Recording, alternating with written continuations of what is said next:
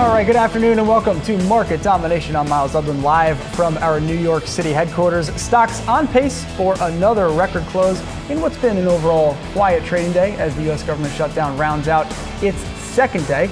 We'll break down more of what investors need to know in just a bit. But right now, there's about an hour to go until the closing bell on Wall Street. All three major indexes pointing to gains. Jared Blickery joins us now for more on the state of play, Jared, as we head into this not Jobs Friday, it looks like. Yes, and how about this? We got 5 straight up days.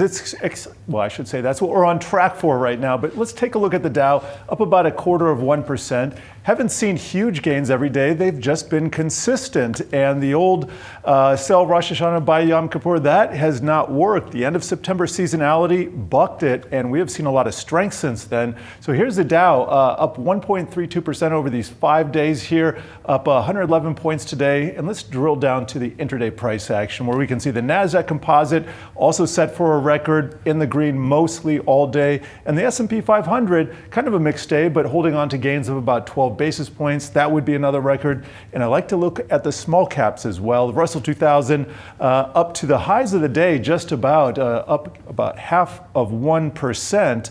And let's take a look at the bond market, because we have seen yields drop 2 straight days. And I've looked at past shutdowns, and sometimes you see the opposite, and that's not necessarily a good thing. So we're seeing people buy bonds in an orderly way. We got the 10-year T-note down 2 basis points to 4.09%, 30 years down, also 2 basis points to 4.69%, and the US dollar index up just a little bit. And let's see what the sector action is holding for us today. That would be materials in first place. XLB up 1.06%, 1.07. Tech in number 2 place, and industrials. Those are the 3 outperformers from the S&P 500. Financials just barely in the green there. We'll take a look at that in a second. Energy not having the best day. That is down 1%. And real estate and utilities also down about 0.5%. Mixed board in terms of the mega caps, but more green than reds. Broadcom up 2%, Tesla down 3.5%, Meta up more than 1%. And for another day, we are seeing a lot of outperformance by semiconductors recently. That extends into today. Check out Intel, that's up almost 4%, Applied Materials and AMD up over 3%, so is Marvell Technologies. Software, we got some winners, but we also got some losers. The biggest one, Microsoft, down about 0.5%, but Snowflake up nearly 4%, and it looks like Okta up over 3% as well. And if we drill down into the ARK Invest components here, aside from Tesla, and let me just put this on an equal weighted basis, more green than red. That's a point that I want you to take away here, because I'm also going to show you the meme stock board, more green than red, at least in these bigger names. And that just kind of shows you that there is a mood of, I would say, friendliness to some of the fringier investments that we look at on a day-to-day basis. Energy, I said, was red, and that's what you see here, maybe a couple of exceptions, but Occidental Petroleum, in some M&A play there, that's down 7%. And then we can also take a look at the banks. With the big banks, overall, pretty red here, but the regional banks, we do have a little bit more green. And on that note, I'm going to send it back to you, Myles. Yeah, I was just looking at the board there. Sorry, wrong direction, because I see you over here. Looking at the board there with the ARK Invest ETF, and a lot of the action there feels crypto to me. We're going to talk about that a little bit later on in the program. Bitcoin back over 120K. Jared, check in with you later on.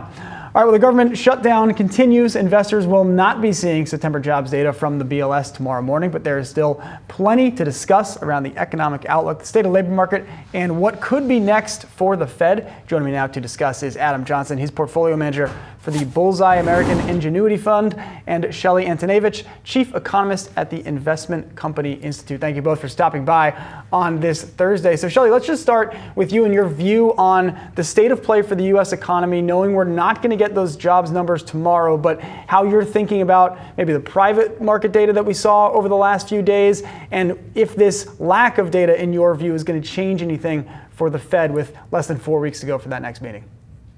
Well, I think that the private data that's been put out through ADP, and then there was additional data today released by the Chicago Fed and another third party on hirings and layoffs.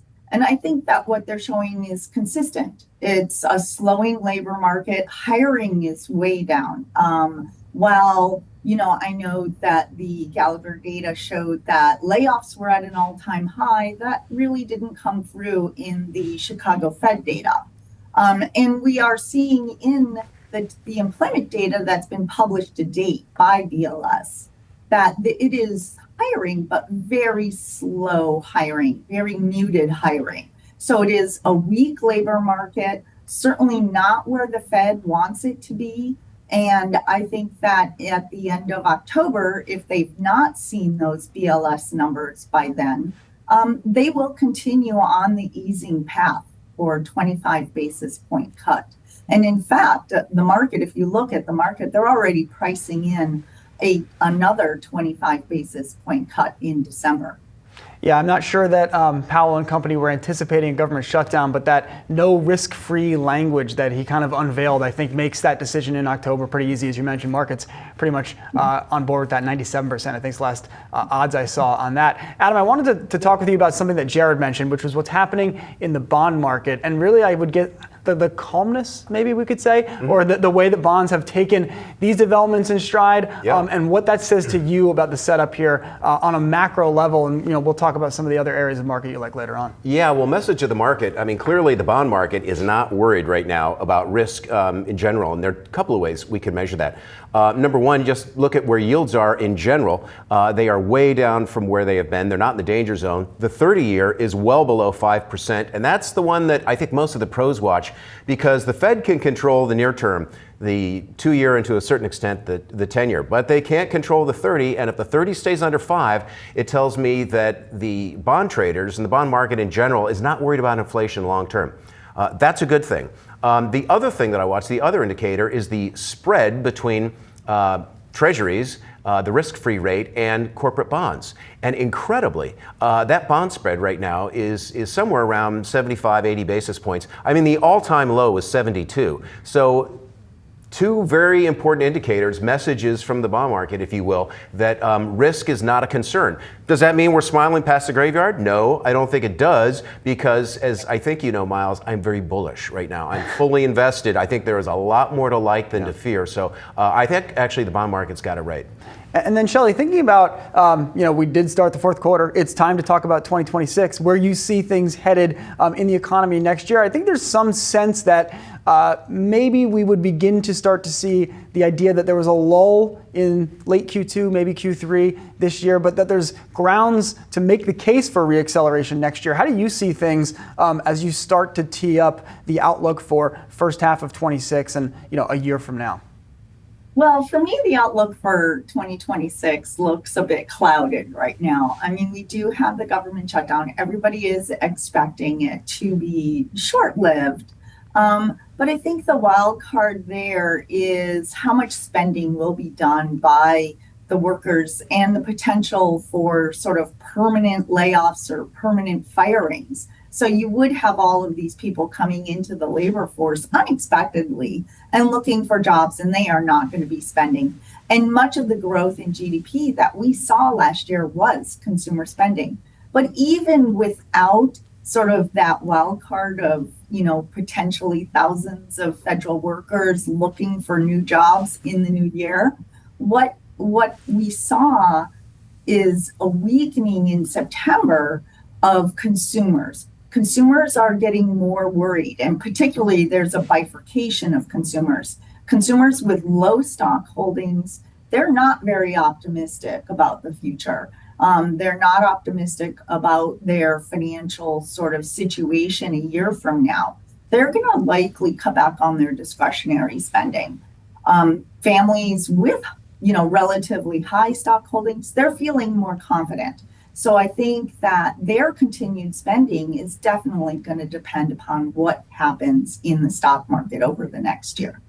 Now, Adam, we hear Shelley talking about the outlook for consumers. I'm curious how you're looking at what we've seen from the tech sector in terms of that massive investment into the U.S. economy, those announcements. That, of course, feeds into the GDP calculation, less so than spending, but it's meaningful at this point. Well, and isn't it interesting that as we've had 2 months now of soft GDP numbers, actually negative, we also got a GDP print of 3.7%. That is very strong. So the economy is moving forward, even as there's some weakness in the jobs numbers. Yeah, that is very curious. There are two stimulus programs happening right now, thank goodness, that account for why, in part, I am so bullish. Number one, we have had 17 trillion of foreign direct investment deals, if you will, announced since Inauguration Day. For perspective, 17 trillion, that's half of US GDP. It's also 4 times the total stimulus of COVID. And that money, though not all coming in at once, will be coming in over the next, call it 2 years. So that's one stimulus program that's happening in the background and I think is driving that GDP growth, or at least starting to. And the other is the AI tech spending by the hyperscalers. You know, the Googles, Amazons, Apples of the world. 320 billion this year, rising to 420 billion next year. I mean, that's like a whole other separate stimulus program. So yes, there could be some softness at the low end for, as Shelley's mentioning, some of these federal workers who may be displaced. But that is so dwarfed by the stimulus that's coming in at the top with the FDI, 17 trillion, and AI spending 420 billion next year. All right, we'll leave it there. Adam and Shelley, thanks so much for your time. Adam will talk to you a little later on in the program. All right, coming up, Tesla smashes delivery expectations. The stock under pressure today. We'll explore the move. Plus, crypto flashing bullish signs this week as October gets underway. And we'll talk about the outlook for DraftKings, football season in full flight. But prediction markets have been the big story over the last month in this space. We will discuss more market domination on the other side.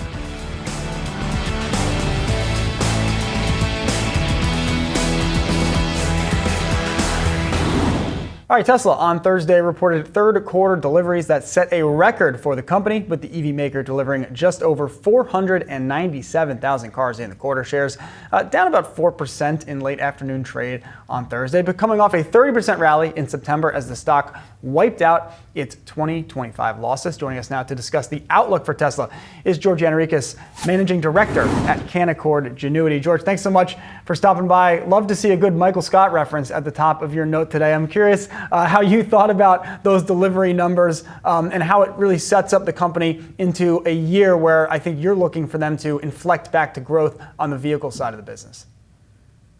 Well, it's really important because, as I'm sure you remember, over the last 6 to 9 months, it's been pretty difficult for Tesla. They saw year-over-year declines in revenue and deliveries. And so this was a pivotal moment. They've proven to themselves, to Wall Street, that they actually can grow the company again. And it was super important to see that inflection point in deliveries. But the question now is whether that momentum can continue into Q4 into 2026, particularly as some of the EV incentives in the US rolled off a couple days ago. And we think that will happen likely because of new vehicle introductions. They've promised a couple to us, at least one, over the next few months, and we think we'll see them, and that should sustain some of the momentum that we saw in the third quarter. Yeah, George, I'm curious the extent to which you think that incentive expiring at the end of the third quarter pulled forward demand, if that, like how much that factors into the number that we saw, and how you think about that in terms of what's the normalized level, let's say, of demand for Teslas going forward from here. That's a great question. I mean, I think it's fair to say that it probably did. There are people sort of lining up. The inventories came down. They sold more than they produced in the quarter. So that would imply to us that there was definitely some pull forward. What we have modeled in the fourth quarter is that we'll see a sequential decline, which goes against what they normally see. More people buy cars in the fourth quarter than the third quarter. And that's okay. I mean, I think most people expect that. The real question mark is, can they grow the company? Can they grow revenues in 2026? And beyond. And we think it's, like I said, it's likely because they'll have new vehicles that introduce, probably create some excitement on Wall Street and from consumers. So we expect that to happen. What's really important as well is that if you look at what's happening in the EV marketplace, there's a lot of concern from some of the traditional OEMs around EV demand in 2026. And we get it because of those EV incentives. But to the extent those companies are pulling back on their offerings, it creates an opportunity for Tesla to sell more EVs. Yeah, it's interesting. I can't remember exactly what quarter it was. Elon said something to that effect of like, a poorer incentive environment is actually good for Tesla, I think, for a lot of the reasons. We all know their position in the marketplace, et cetera. Before I let you go, I wanted to ask you about how you think about, let's say, the balance of the Tesla story at this point. Robotics, AI, those much bigger pie in the sky goals that I think Elon prefers to talk about, whether it's on the call or in other contexts. Today we had the delivery numbers, but as you guys work through the story, what you like about it, what you don't. Where does that factor in? Is there, how do you kind of maybe sum of the parts it at this point in the story? It's a really, really good question. We wrote a delivery preview note, I think it was earlier this week, and we basically wrote about our struggles in keeping our buy rating because on the one hand, they have all these good things happening, like you mentioned. They have robots coming, they have the robotaxi deployments, they have new EVs, they have energy storage, which we think should continue to see momentum. On the other hand, there's the EV subsidy issue that we talked about.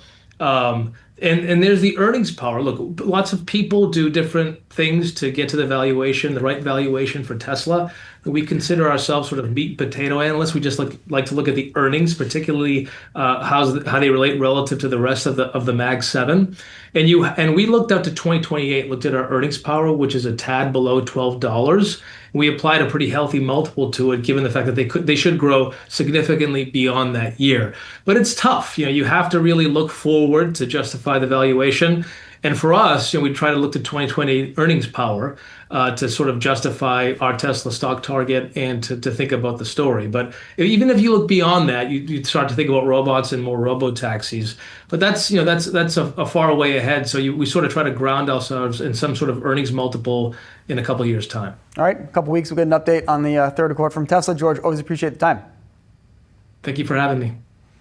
All right, well, AI optimism continuing to boost stocks to record levels, and news out Thursday that OpenAI, now valued at $500 billion in a recent secondary sale, just the latest sign of optimism in the space. Joining us now to talk about opportunities in public markets to continue riding the AI wave. We're joined by Dan Niles. He's a founder and portfolio manager at Niles Investment Management. Dan, thanks so much for stopping by today. I wanted to start our conversation with a name that touched an intraday record earlier in the session. That is NVIDIA, stock that's really been at the center of the AI trade for some time now. And I'm curious what your view is on the name at this point in time. And I'm also curious if conversations you've had, thoughts you have around this vendor financing, circular financing, however you want to say it, the arrangements that they've had now with a couple different players in the space.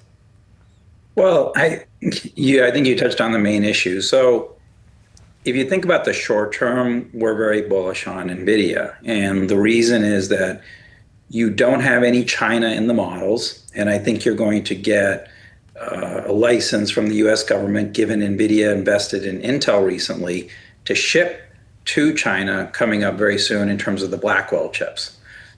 The second part is deals that you've seen, like the $100 billion investment into OpenAI. That's not in the models either for next year. And that gets back to your argument around circular investments. And I want to be clear on this. I think this is all going to end incredibly poorly at some point. But in the near term, much like if you look at after the Telecom Deregulation Act in 1996, you're going to have a lot of these circular investments. Back then it was called vendor financing going on the assumption that all of these companies are going to win. And if you look at where the world is today, obviously that's not the case. Where if you look at e-commerce, how many winners do you really have? You have Amazon. What about search? You just have Google. What about social media? You have Meta. But these days you've got this circular financing going on, and it's assumed that every AI company is going to be worth $1 trillion at some point. And I think you're going to see it coalesce down to a few players, just like you saw post that internet shakeout. But I think in the near term, Fed's cutting rates. You'll get another one probably October 29th. You'll get another one on December 10th. Easy money is a great drug. It drives markets higher.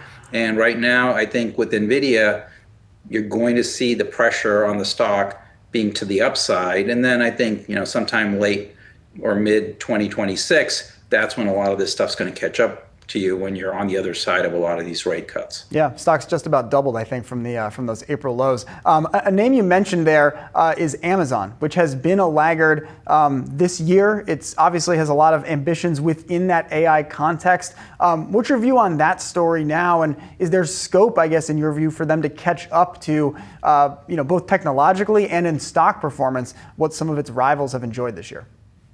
Yeah, I think Amazon actually is probably my favorite out of the Mag 7 right now for one simple reason. If you look at it, they've been the biggest laggard in terms of their performance in the hyperscale arena from really the beginning of the year. So if you look at AWS, revenue growth in the December quarter was 19%. It dropped to 17% in March, and then it stayed there in the June quarter. If you look at Google by comparison, their revenue growth in the March quarter was 28%, and it went up to 32% in the June quarter. And if you look at Microsoft, it accelerated from 31% in December to 33% in March, all the way to 39% in the June quarter in terms of Azure, and that was powered by OpenAI, which is on their platform. Now, I think that's the interesting part about Amazon. They're the host for Anthropic, and Anthropic has become the coding assistant of choice for most companies. And Anthropic's revenues on an annualized run rate basis was about $1 billion to start the year. By August, it had gotten up to $5 billion. And I think by the end of the year, you're going to be at around $9 billion. So you're going to go from it contributing 1% to 2% of revenue growth for AWS in the first couple of quarters to it should be closer to 4% to 5% as you get into Q3 and Q4. And I think that's going to get that to reaccelerate. And that's the one metric that everybody's hyper-focused on, rightly or wrongly right now, given the AI craze. Yeah, and I want to get you out of here on a name we don't often talk about on this program. That is Impinj, playing in a slightly different space within that AI trade. But I think we're going to talk about it later in the program. There are just so many different ways that investors can play these AI themes. I'm curious where that company sits within this context for you. Well, I think with Impinj, if you think about the world, like the 1950s and 60s is when you had the earliest AI internet technologies around. RFID, which is where Impinj plays, has been around since about the 1970s. But I think it's a technology whose time has finally come. Because if you look at where their products are, RFID technology, which is these chips you can put on to track everything, they're up, they're being used a lot at Walmart, at FedEx, at all these companies. But with this new technology that's come out, the MI800, which is on 22 nanometer technology, all of a sudden, these inlay costs are down to like 2 cents each. And so their current market right now is apparel, where it's about an 80 billion unit a year market. That's expanding to general merchandise as you tag everything in the store. That's about a 320 billion unit market. But the real holy grail is, what do we do every day? We eat. Well, the food and drink packaging market, that's over 1 trillion units. And they've started trials at 8 out of the 10 biggest grocers in the world right now. And you're going to start to see some of this translate into ramping pilots next year. And that's obviously 1 trillion is way bigger than 80 billion. And that's going to start, I think, RFID technology. I think its time has finally come. I think this could be the best growing technology company over the next 5 to 10 years. And it's only at a $5 billion market cap today. So obviously could grow quite a bit as you penetrate those massive markets. All right, really interesting story there. Dan Niles, always appreciate the time. Thanks so much. Thank you. All right, coming up, crypto bulls have been back in control this week. Bitcoin on the rise. We'll discuss why the calendar might be what has investors so excited about the recent move. More on that coming up on Market Domination.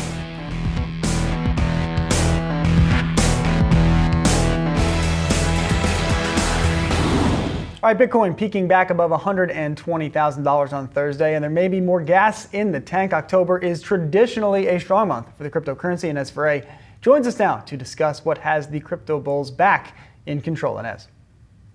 Yeah, Myles, and we are seeing Bitcoin at around 120,000 per token, the second day of the month. And for a second day, we've seen Bitcoin rising for October, as the Bitcoin bulls like to put it.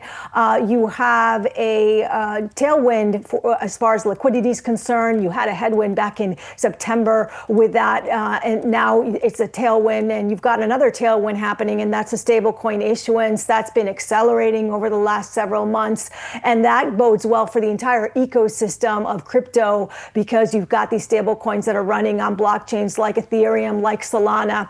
You also have Citigroup that has said that the year-end target for crypto is 132,000. They also set a 12-month target for Bitcoin of 181,000. And one other interesting note is from Sean Farrell over at Fundstrat, and he mentioned the relationship between gold and Bitcoin over the last couple of years, that they kind of take turns. Usually gold front runs Bitcoin, and gold has been overstretched, has been over in sort of overbought territory, and now it may be Bitcoin's turn. So he's seeing that in the next couple of weeks, you could see a bit of a rotation from gold, from analog gold into digital gold as investors pour into Bitcoin and other cryptocurrencies. All right, Ines Ferré with the latest on the crypto trade.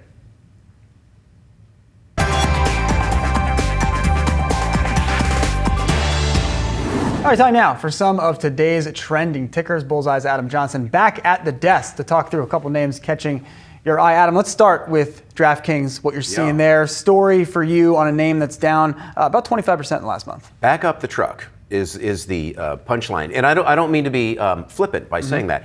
I think it's absurd that this stock has fallen as much as it has over the past several weeks. What did you just say? Down 25% in 2 or 3 weeks. Crazy, and I say crazy because it at this point is trading at 19 times earnings. That's cheaper than the S&P 500, and yet earnings growth 75%. So it's trading cheaper than the S&P and yet growing about 5 or 6 times as fast. There's no reason for this stock to be down, especially since they just earlier this week signed the new deal with NBC Universal. You're going to see DraftKings co-branded with NBC Sports on every single one of their platforms. And that's not just this season, it's the next several years. I think it's going to cement DraftKings as the easiest and most recognized betting platform. I think it's going to be very strong for the business, which again is already growing 19%. Do you feel like there's any concern from the street when you look at that move that they're not being aggressive enough in the prediction market space? And I particularly think about that announcement from Robinhood maybe 2 or 3 weeks ago, maybe a month ago at this point, around them offering sports-based prediction markets within the Robinhood app, all this legal gray area, regulatory gray area. Does that feel like needs to be more of a product imperative from them? Well, in other words, go to Robinhood and it's a one-stop shop. You can buy crypto, you can buy stocks, you can buy bonds, and you can make bets. I think that's the pitch, and I think that's in part what is weighing on DraftKings right now. But I'm a big believer in best-in-breed companies. To me, DraftKings is best in breed. This is what they do. In the same way Salesforce.com is customer relationship management. NVIDIA is chips. On and on. I want to own best in breed companies. Cybersecurity, Palo Alto Networks, on and on, right? Best in breed. That's what you want to own. Yeah, we talk a lot about the idea of when does a company become a verb, and I think we could have a discussion about whether DraftKings is the verb of the betting in your pocket kind of trade. Let's move to another hot part of the market, and that's the AI trade. A couple of names in here that you like. I want to start with CoreWeave, which continues to be a name that drives a ton of interest on our platform. Huge IPO this year, and I think for a lot of folks, it feels like it's like the first name in the second tier of AI names that people think of. Yeah, and quickly becoming a first tier. Not only name, but operator. The company IPO'd a few months ago at $40, ran all the way to $190, backed down to about 70, at which point I took a look at it and I thought, you know what? This actually makes sense at this point at 70 or 80, and now it's 130, 140, et cetera. CoreWeave is a really fascinating, inventive, exciting company that fits my paradigm of American ingenuity, the people, companies, and technologies driving the world forward. This is a company that effectively will rent you AI capability as a platform that's off in the cloud. And so if you want to start a business and you need AI to run your business, you can go to CoreWeave and they will make a particular structure for you. Is it 6 months, 2 years, 5 years? Do you want to be able to grow and scale with it? Do you just need to do intermittent analysis? How integral is AI to your business? They answer all those questions for you and create a custom platform for you, and then you pay on a quarterly basis for it. So, in the same way that we lease cars, we rent apartments, you can rent the runway, and go rent a dress for a party. Well, now you can rent AI. I think it's brilliant. Rent your compute. Another name that has an agreement with CoreWeave is Applied Digital in that space. And I think Applied, Celestica, these names that are within this infrastructure piece of the AI trade. And these have been excellent stocks over the last year. And I'm happy to say I own them all. I don't get everything right, but I do happen to own all these that we're talking about. And they've been very profitable and will continue to be very profitable, I believe, because I think they're going a lot higher. Applied is a partner of CoreWeave. So Applied builds and operates data centers. And then CoreWeave rents space from Applied effectively, or in some cases partners with Applied, so that they share the revenue upside. That needs no explanation, right? Data center, you build them, you expand them, you rent them out. Very hot space. And this, is, again, is a reasonably inexpensive stock.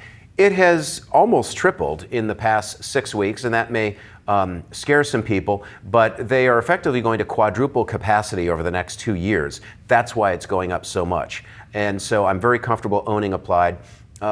The company is in part owned by NVIDIA. Imagine that, There right? you go. So you see there's this whole cabal, right? You know, you build the data center, so you partner with the guys who are running the AI that's powered by NVIDIA. Sterling Infrastructure, not a name on your list, but I'll just mention they build data centers. They're the actual engineers who come in and, you know, break ground and build them. So it's a whole ecosystem. Does this concern you at all? The circular financing, whatever you want to call it, of NVIDIA's invested in this company, they partnered, they're you know, what is it? OpenAI is going to buy NVIDIA chips, rent them back to NVIDIA, or you know whatever the agreement is. It's a cabal, I guess. As you said. It is a cabal, and yet it's a brilliant cabal because it's so desperately needed by everyone. I mean, if you remember, there was a point at which every company became an e-commerce company, and then every company became a cloud company, and then every company became a data analysis company. Well, now every company is an AI company. And this cabal of companies that we're talking about is perfectly positioned to serve that growing need. And what's so important about this is that they're making money. Yeah. Right? You know, unlike back in 2000 when, you know, pets.com, oh, anything with a .com, Myles.com, let's buy it, Adam.com, oh gosh, we got to own it. No, actually you don't, because those companies weren't making money. And the ones that were trading at crazy valuations. Remember when John Chambers from Cisco said, our stock is trading at 70 times sales. Not even earnings. We have to sell stuff for 70 years just to, you know, get to the market cap, and that was sort of everyone's aha moment. Scott McNeely had the same kind of commentary. Yeah, that's right. Right. We're nowhere near that. Yeah. These are companies that make money, and they're growing. I mean, I would argue that NVIDIA, you know, the granddaddy of them all, is cheap, trading.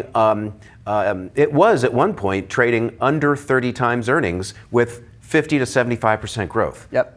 So these are money-making companies, and they're cheap. All right, great conversation. We'll leave it there. Adam Johnson, always appreciate the time. Thank you, Myles. All right, well, the U.S. government is in shutdown mode. Stocks are still moving, and Yahoo Finance's Jared Blickery is breaking down the shift in what investors are keeping an eye on.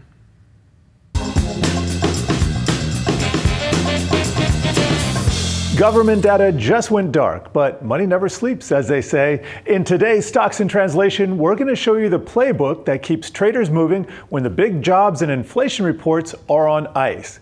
And here are the major holes that we've got to fill. The BLS delivers not only the big monthly jobs report, but also inflation measures like consumer price and also producer price inflation. Meanwhile, the Census Bureau's retail sales, durable goods, and new home sales and factory orders, they're also on hold. Add to that the BEA, which calculates GDP, personal income and spending, as well as the PCE inflation gauge that the Fed likes. But there are more. The weekly jobless claims report is also going dark. Now, let's walk the proxies. On the jobs front, monthly private payrolls from ADP, it's a big one. In fact, we just talked to RSM chief economist Joe Bruce Willis on the Stocks in Translation podcast, and he said, the Fed's got a much more difficult degree of landing because, believe it or not, the Fed gets a weekly update of the ADP estimate. Oh, interesting. They do. Most people don't understand that. So the Fed's not flying blind when it comes to the labor market. There's also high-frequency shift data from Homebase, job postings from Indeed, and layoff color from Challenger. Then for prices and inflation, the Institute for Supply Management, ISM, and S&P Global both publish prices paid numbers, which help give direction. And online price gauges like the MIT Harvard Billion Prices Project, rents from Zillow, gas prices from GasBuddy, and e-commerce data from Adobe, together they help build a picture of price pressure. But Joe tells us that the Fed still has its work cut out on the prices front. Inflation's a little bit more difficult. They're probably going to be talking to the MIT Harvard Billion Prices Project, and to get an idea of what's going on. There's a whole host of alternative data that we're all going to be talking about for the next number of years. Exactly. And when it comes to spending and demand, we've got credit card spend from B of A and JP Morgan Chase, Redbook weekly same-store sales, and open table seatings. Then for manufacturing activity, there are the purchasing manager indices from ISM and S&P Global.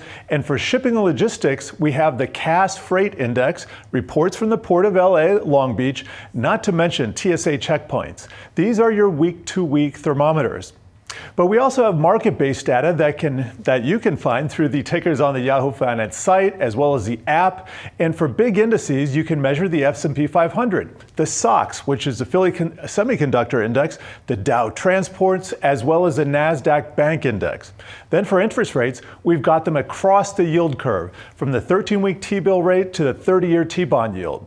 And with volatility historically rising this time of year anyway, keep an eye on the VIX for stocks, the ICE B of A Move Index for bonds, plus OVX and GVX to measure oil and gold volatility, respectively. Finally, there are hundreds of new ETFs, and many of them measure wonky market stats. LQD and HYG measure investment grade and high yield corporate credit, for instance. And I like to take the price of IEF and divide it by IGIB as a measure of credit stress. When it goes up, that means investors are preferring the relative safety of US Treasuries over corporate bonds. So now you've got the tools, let's avoid the traps. First, focus on direction, not one-offs, especially with higher frequency releases on narrower data sets. It takes 3 prints minimum to make a trend. Then try to cross-check at least 2 independent sources. Are they saying the same thing or are they disagreeing? And always understand the methodology. Wonky things like sample bias and revisions can bite you. And finally, track the release times. Volatility will cluster around these drops, and the lack of big reports means that market seasonality itself will be affected short term. Bottom line, a data blackout doesn't mean you're blind, but until Uncle Sam turns on the lights again, we might have to work a little smarter. And tune into the Stocks in Translation podcast for more jargon-busting deep dives. New episodes can be found Tuesdays and Thursdays on Yahoo Finance's website or wherever you find your podcasts. All right, coming up, we're taking a look at how high cannabis stocks can take investors. Stay with us.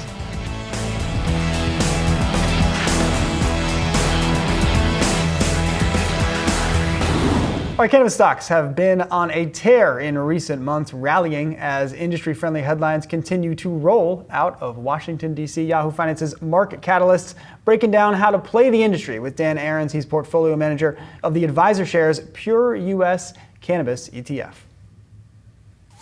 A lot of cannabis investors have had a hard time the last 5 years. When Biden was first getting elected, cannabis stocks went up a lot because Democratic politicians had promised a lot of cannabis reform, much like we had seen in Canada a few years earlier, and cannabis stocks went up an awful lot. Now it's been a long, painful wait, but a lot of good messaging coming out of the Trump White House and Trump himself.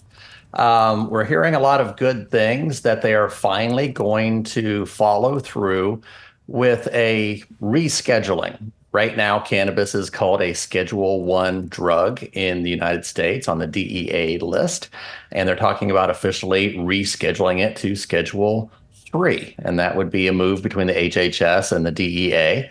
But we might get a executive order from Trump asking for it. Now, that doesn't put everything in place. We need Congress and we need the DOJ, but Trump can ask for it via a executive order.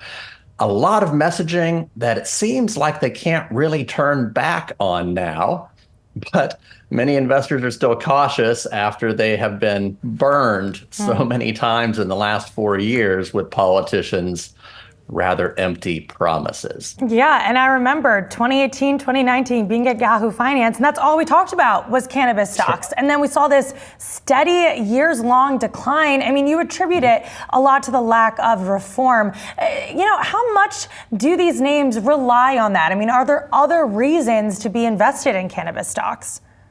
Well, there's a big disconnect in the United States over investing in cannabis stocks. And even at the start of the episode here, Allie, Yahoo Finance put up the tickers and the symbols for Aurora and Tilray and Canopy.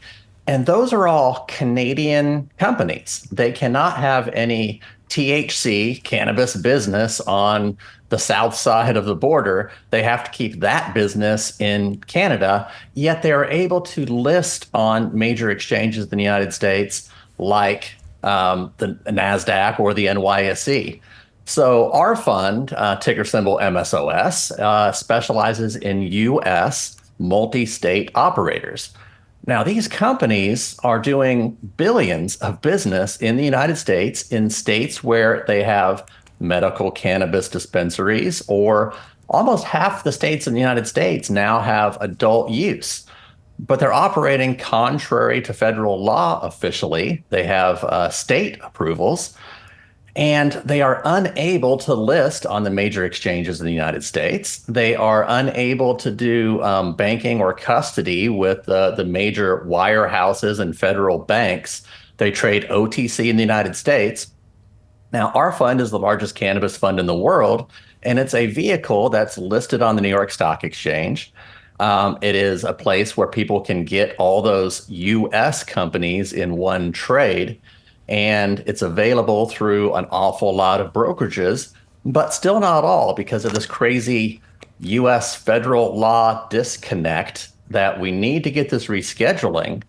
And our opinion is that rescheduling will then begin a domino effect where these companies could be custodied at banks, could have a safe banking bill, hopefully a pass through Congress, and be able to list on major exchanges, custody, and that opens them up to a great deal more institutional investment. We have the start of a movement to regain some of the losses of the last 5 years over the last few months, just on rumor and conjecture and messaging. We're waiting on an official announcement out of the White House anytime now. And Dan, we only have about a minute here, but walk us through some of your top picks, the ones that are best positioned if we do see reform come through. Certainly. Our top holding is Curaleaf, and that is a company that operates in a number of states, also in Europe, also has some hemp beverages. Another one is Trulieve right behind that. Real dominant force in the medical market in Florida, which is a huge market, also operates in a number of other states. A couple others in our top 5 holdings are Cresco Labs, another multi-state operator, and Verano, yet another multi-state operator. And again, these are quite different and a quite different opportunity than investing in those companies like Tilray, Canopy, and Aurora, and so on in Canada. All right, well, AI powers markets and bullishness persists. Risks still linger over trade policy and potential earnings disappointments. Michael Aroni, Chief Investment Strategist at State Street Investment Management, breaks down a way to navigate portfolios and where we stand in this rally.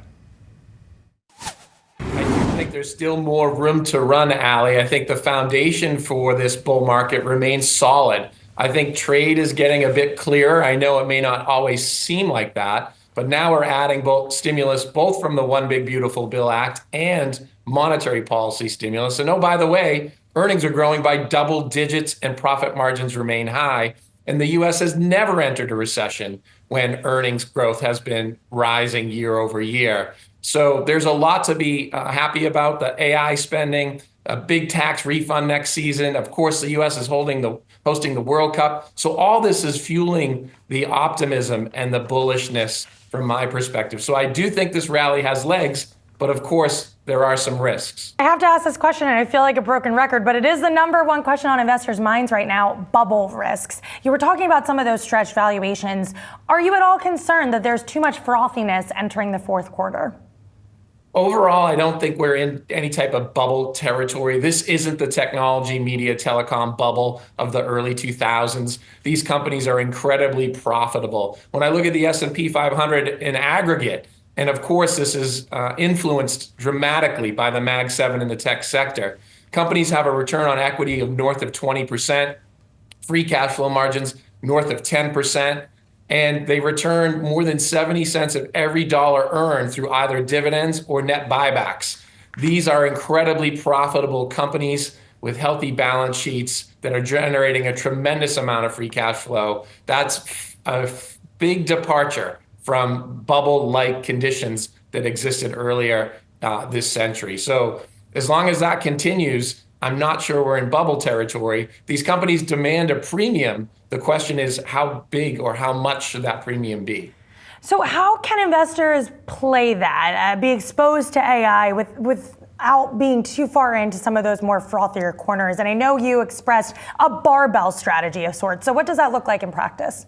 So from my perspective, given our bullishness about the potential for this bull market to continue, but some of the risks we've identified, having a barbell strategy in your portfolio makes some sense. So on one side, given our enthusiasm for earnings growth and the AI phenomenon, we would suggest continuing to be overweight areas of technology, communication services, financials, where they're highly profitable, earnings are growing, and they have a kind of an attractive outlook from that perspective.